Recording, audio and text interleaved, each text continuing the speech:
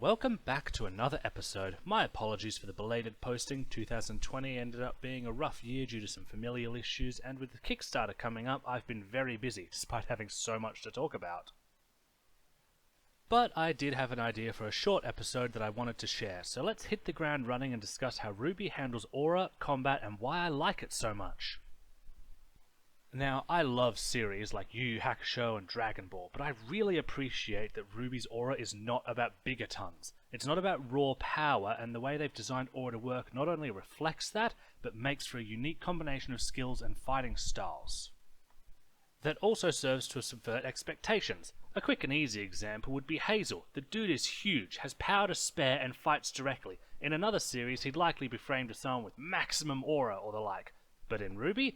Nope. His aura amount is not reflective of his strength. What makes him stand out is his regeneration rate, letting him fight for ages and recover from terrible wounds while utilizing dust to enhance his strength.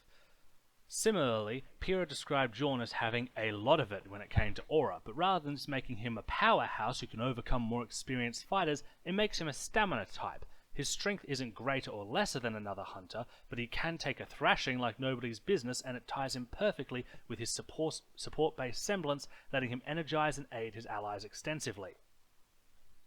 Pira herself is actually a rather good example of this, having been able to fight fairly well against a Fall Maiden Cinder, and being a 4-time tournament champion mostly through clever use of her semblance rather than overwhelming strength or raw power. Of course, she did ultimately lose that fight due to fighting alone rather than with aid, which ties back into RWBY's themes, wherein teamwork and strategy play such vital roles in RWBY combat, and it forces characters to adapt their arsenals and fighting styles both in general and for more specific occasions, or perish.